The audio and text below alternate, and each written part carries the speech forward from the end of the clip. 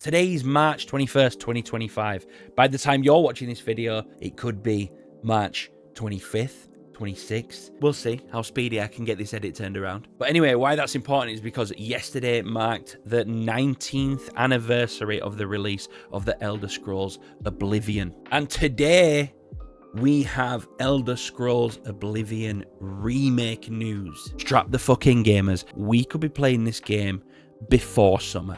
We could be playing this game in April or May of this year. But how? It's March now. It's not even been announced yet. We'll watch the video. Chill the fuck out, stop asking questions, and watch the video.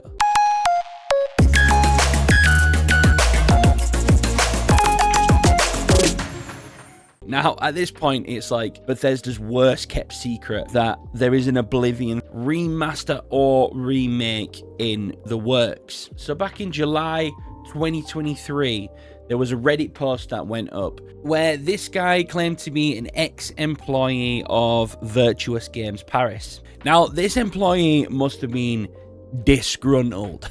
Like, whenever they've left the company, they've decided, fuck it, I'm just gonna put out on the internet everything I know that other people are not supposed to know. I'm an ex-employee of the company, and here are some of the projects they're working on. Sadly, I couldn't take any screenshots or whatever to exactly prove my words, but well. First, there is the Altar project, which is the remaster/remake of Oblivion. The discussion for it being a full remake are still ongoing. And then it goes on to talk about that it's going to be built in Unreal Engine 5, and if it's a remaster, it's going to be using the old Oblivion system to kind of run the character models with a new coat of paint over the top. Or I'm guessing if they've gone down the remake route, which it looks like they probably have, then it's going to be a full ground-up remake built in Unreal Engine 5. And so the first reason why I think it's going to be a remake is because here at the bottom it says it should be released at the end of next year or early 2025, depending mostly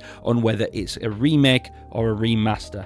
Well, we're in early 2025 now, and we've not seen it. It's not even announced. Now, this on its own, especially in 2023, was, kind of hard to corroborate because there basically wasn't any evidence to kind of support any of these things, apart from the one thing here at the bottom where it says another project is Cobra, which is the remaster/remake, not sure which stage it is, of Metal Gear Solid 3. Now, just a couple of months before that, in May 2023, was when we got the first announcement of Metal Gear Solid Delta. We now know that that is a full remake coming out in August this year, and that Virtuous Games are working on it. So that there is corroborated. This above it is interesting to me. It says, then you have the internal project called Massive. This is for now in an early step, but it has the ambition of becoming a AAA project. This is basically a Monster Hunter X Shadow of the Colossus. Now, we've obviously not seen that game, and I'm just totally speculating here what it could be, but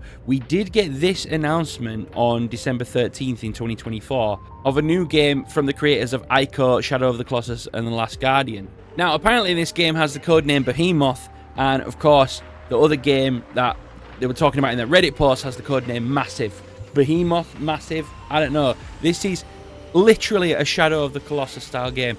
And I guess if you're thinking, well, it says that this is made by the creators of Shadow of the Colossus, so how can it be made by Virtuous? Well, the thing about Virtuous is that they basically don't make any of their own games. It is a company solely dedicated to helping other studios with their projects. So things like ports, things like remakes, things like remasters, things like helping with extra art direction like they did on God of War. So you can actually see here by looking on PlayStation Studios wiki what games Virtuous have worked on for PlayStation. And you can see that they've got a serious working relationship with PlayStation. They've worked on a lot of PlayStation exclusive games. Horizon Forbidden West, Returnal, God of War, Days Gone, The Last of Us Part 2, Stellar Blade. It's totally not inconceivable to think that this Massive project is that project from the Ico and Shadow of Colossus creators. So anyway, I'm getting sidetracked. Fast forward to now, it seems like that Reddit post can be corroborated pretty well. That was the first indication that we might be getting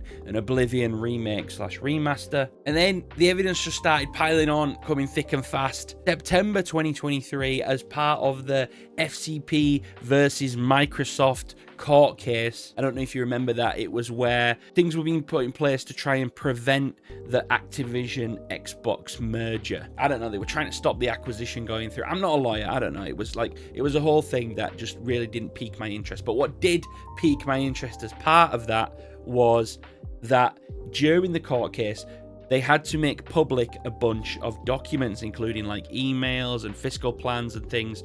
Microsoft did.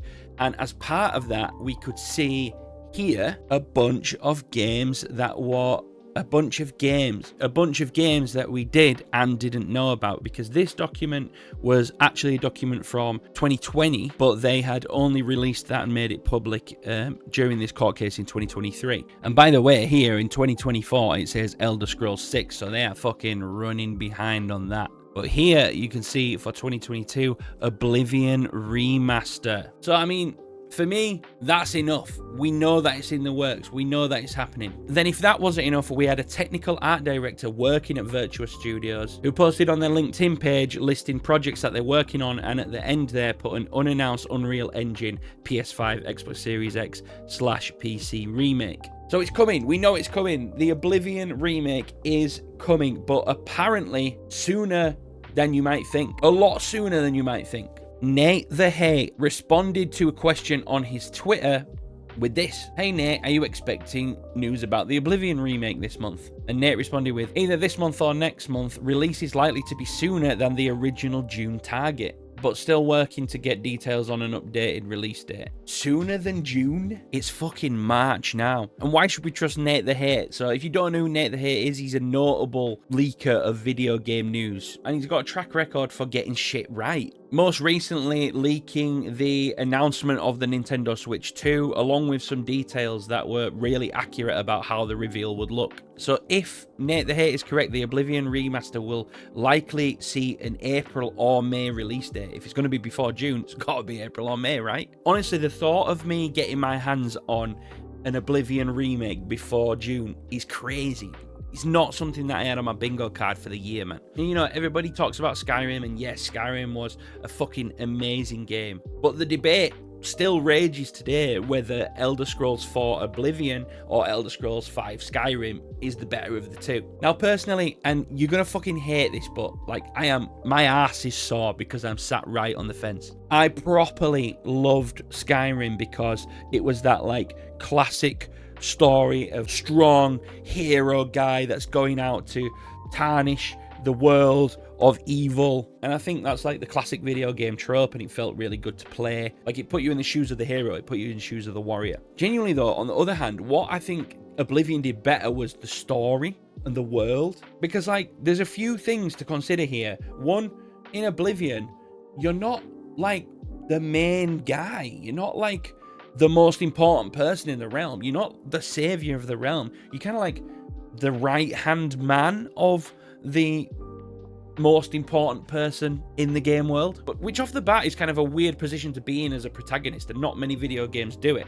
And I thought that was really interesting. And then the great thing about Cyrodiil for me was that in Skyrim, it's like the world itself is occupied by bad things, and that's what you're fighting. Whereas in Cyrodiil, in Oblivion, that's supposed to be like this tranquil place, this peaceful, lush world, and it's been compromised by essentially the gates of hell opening, the portals to Oblivion, and the invasion of the crusty ghouls that are down there. What are they called again? Daedra, something along those lines. Anyway, like that whole nice world, evil world, trying to protect the nice world from like the evil cult that are trying to open portals and bring through this big bad. I really liked that. I really liked that whole concept. And personally, for me anyway, I genuinely think that Oblivion kind of had a more interesting backstory to the world. I don't want to say that it had a more interesting world than the section of Tamriel that we got in Skyrim, because it was really cool. Like at the time, what they did with Skyrim was fucking amazing. But what Oblivion was just kind of mind-blowing for its time. And I'm honestly like so excited to relive that experience in remade form, providing they do it justice. And do you know what? Providing it even fucking exists, because that would be embarrassing, wouldn't it? After this whole video, all of that evidence, and Nate the Hate getting me excited. Yeah, it would suck to find out that it's all bullshit. Anyway, that's it. Just thought I'd bring that one to you. If you are excited for Oblivion, please leave a comment and tell me what you're most excited for about it. Let me know which side of the fence you're on, Oblivion or Skyrim. And of course, if you enjoyed the video, please leave a like on it. If you're new here, please subscribe, and I'll see you in the next one.